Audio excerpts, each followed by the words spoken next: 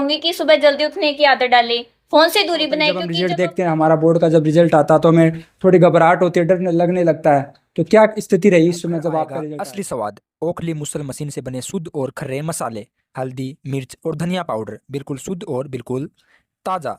अब आपके कस्बे मंडरेला में श्री मसाला उद्योग जो आपके लिए लेकर आया है शुद्ध हल्दी, मिर्च और धनिया पाउडर, ओखली मुसल मशीन से तैयार आपकी आंखों के सामने। इसके अलावा आपको यहाँ पर कई प्रकार के अचार भी मिलेंगे, न मशीनों की मिलावट, न केमिकल की चालाकी, हर चुटकी में देसीपन और देहात।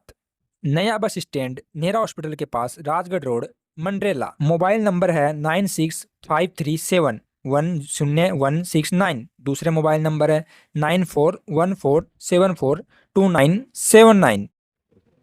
नमस्कार साथियों, स्वागत है आपका आज एक खास मुलाकात में। आज हमारे साथ पलक शर्मा, जिन्होंने 93.80 नंबर हासिल किया। अभी आपको पता होगा कि हाल ही में आरबीएसई राजस्थान बोर्ड ने अपना परीक्षा परिणाम 12th का जो है वो घोषित किया। तो पलक शर्मा हमारे साथ है, उनसे हम बातचीत करते हैं और उनसे जानते हैं कि उन्होंने इतने नंबर हासिल किए, कौन सी स्कूल में उन्होंने पढ़ाई की है और उनके पेरेंट्स का क्या क्या सहयोग रहा, उनको कितनी खुशी हुई है। तो सारी चीज़ें हम उनसे एक एक करके जानने का प्रयास करते हैं। सबसे पहले तो आपको बहुत सारी शुभकामनाएं। Thank you. आप अपना नाम बता दीजिए पहले। मेरा नाम पलक शर्मा है और मेरे फादर का नाम सुरेंद्र कुमार शर्मा है और मेरी मम्मी का नाम अनीता देवी है। आपने कौन सी स्कूल में पढ़ाई की? मैंने लाट government senior secondary school Mandrela Jhunjhunu से 12th की पढ़ाई की है। आपने पढ़ाई की, आपका रिजल्ट हमने देखा, बहुत ही अच्छा रिजल्ट आपका आया है। तो जब आप रिजल्ट देख रहे थे तो आपको क्या लग रहा था? मतलब एक बार ऐसा होता है कि जब हम रिजल्ट देखते हैं, हमारा बोर्ड का जब रिजल्ट आता है तो हमें थोड़ी घबराहट होती है, डर लगने लगता है। तो क्या स्थिति रही इस समय जब आपका रिजल्ट आया था? जब मेरा रिजल्ट आया तो मुझे खुशी थी क्योंकि मैंने पूरे साल मेहनत की और मुझे पूरा बिलीव था कि हाँ मैं इतने स्कोर कर लूंगी। जैसी मेरी उम्मीद थी उससे उसके इक्वल ही रहा स्कोर, लेकिन ठीक ही था रिजल्ट मेरा। जब आपका रिजल्ट आपको पता चला और आपके पेरेंट्स ने देखा तो उन्होंने क्या कहा आपको? जब मेरे पेरेंट्स ने देखा तो उनको बहुत खुशी हुई।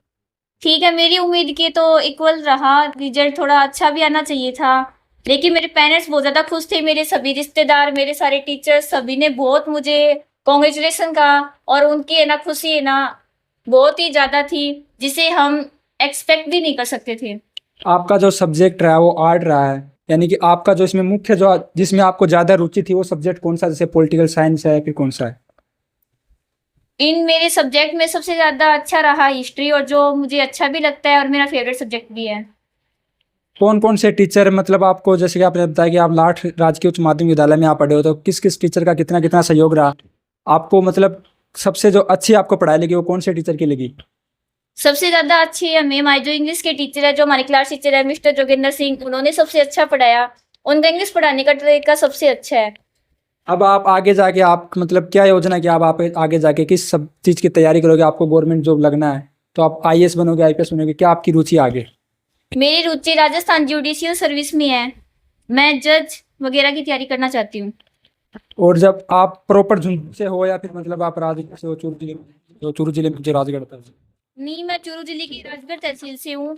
यहाँ मैं सिर्फ स्टडी कर रही हूँ। आप यहाँ मतलब झुंझुनू के मंडला में सिर्फ पढ़ाई के लिए आए हो? हाँ। इतनी अच्छी स्कूल है।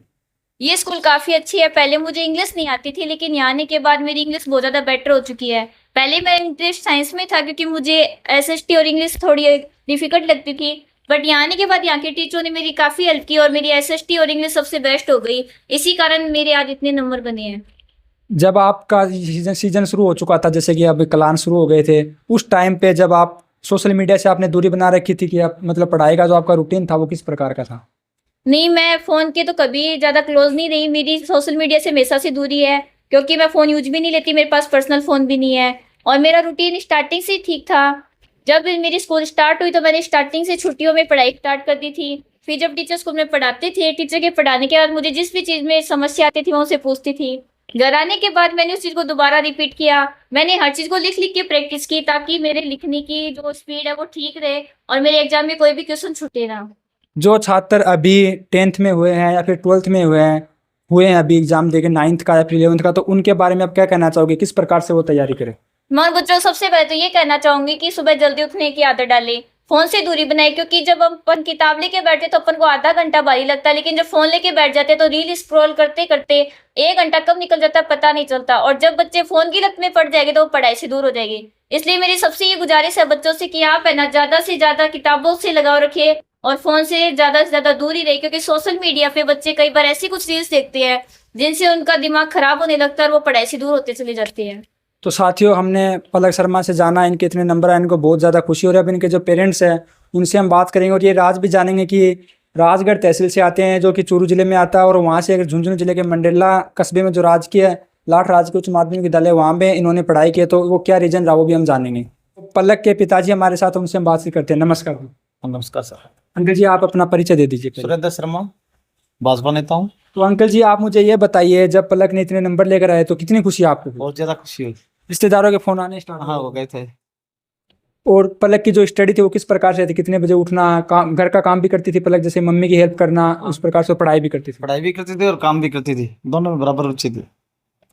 अभी आप राजगढ़ से बिलोंग करते हो, राजगढ़ जिले से, मतलब चूरू जिले से आप बिलोंग करते हो, राजगढ़ जो तहसील है वहाँ से, तो आप मंडरेला के झुंझुनू के मंडरेला में आप आए हो पढ़ाने के लिए, तो क्या रीजन रहा इसके पीछे? सर, यहाँ का मैंने पहले 2 महीने पहले देखा था, स्टडी की थी, तो ये स्कूल बहुत बढ़िया थी, इसलिए मैंने सोचा थोड़ा मकान गांव तो छोड़ना पड़ेगा लेकिन पढ़ाई अच्छी होगी। लेकिन आपने अपने बच्चों के भविष्य के लिए अपना गाँव छोड़ा? भविष्य के लिए आया था और मैं सफल हो गया।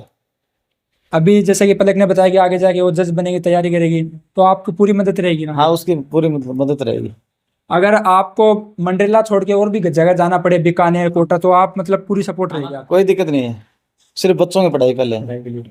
तो अभी हमने इनसे बातचीत की। अभी आप मुझे ये बता दीजिए कि जैसे कि पलक ने बताया कि जो लड़के सोशल मीडिया या फिर जो भी सोशल मीडिया यूज करते हैं वो पढ़ाई ठीक से कर नहीं पाते हैं, तो आप उन लड़कों के जो पिता है उनके बारे में आप क्या कहेंगे कि वो किस प्रकार से अपने बच्चों का ध्यान रखे, थोड़ा कि वो मैनेज रहे, पढ़ाई भी करे, और मतलब मोबाइल चलाए तो फिर थोड़ा कम चलाए? नहीं, मोबाइल चलाए कोई गलत बात नहीं है, पर थोड़ा दूर रहे, पढ़ाई के टाइम पढ़ाई करनी चाहिए।